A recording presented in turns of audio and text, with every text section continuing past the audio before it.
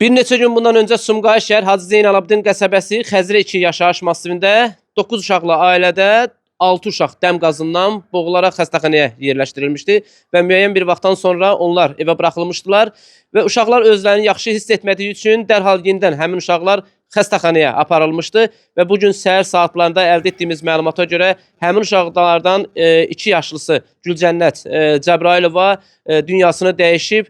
Artıq o dəfn olunub, qeyd edim ki, digər uşaqlar isə hazırda xəstəxanadan müalicələri davam etdirilir. Dünənləri biri gətirmişdim, ikisi düzəldilər. Elə bir ki, 4-ü düzəldi, ikisi biraz yüngül ağır idi. Onları apardım ki, evdə şəraitini elim. Dünən elə bir ki, bir gün qalıb, dünənləri saat 4-də görmüşəm, hamısı yerə yıxılıblar. Bizim sağ olsun qonşular zətdə Allah kömək olsun hər kəsin. Skoriya zəngirləri gətirdilər bura. Gətirdilər bura. İndi 4-ü normaldır. İkisi ağır xəstədir.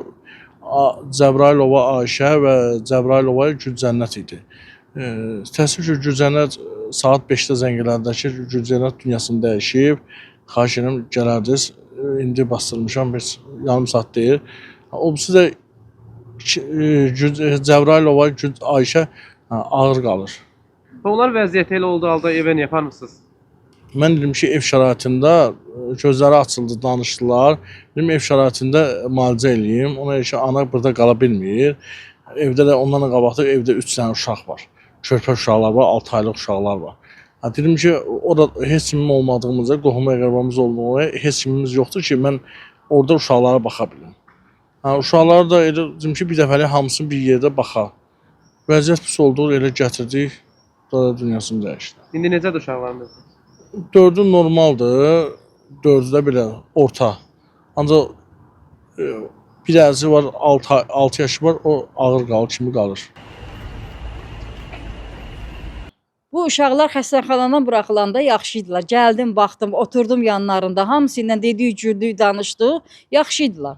Sonra hardasa bir neçə saat keçəndən sonra gördük uşağın qızdırması qalxır. Uşağın qızdırması qalxanda gəldim başına baxdım, gördüm elə bil ki, harasa dəyib əzilib. Dedim ki, anasına, bu deyəsə hamamda kafelin üstünə yıxılıb. Dedi ki, bilmirəm vallahi içəridə görməmişəm, yıxılıb, yıxılmayıb. Ancaq burası göyərmişdi uşağın, o çox zəif idi. Elə onun üçün axşamı uca qızdırması qalxdı, onları apardılar təzədən xəstəxanaya. Orada da ambulator müalicə elədilər. Uşağa nə elədi? Yəqin ki, ola bilsin ki, möhkəm dəyib, əzilib başı. Uşaq özünü çox pis hiss eləyib, da keçinib uşaq. Bugün səhər saatlarında dünyasını dəyişdi. Səhər saatlarında dünyasını dəyişdi. O körpə idi. Bir yaş yarımlıqdır o. Onun nə canı, nə cəsədi, bir balaca bir şey idi. Ancaq öbürsülər biraz bədənində qüvvətli idilər deyə biraz dözümlü oldular. Bəs digərləri? Digərləri biraz yaxşıdırlar.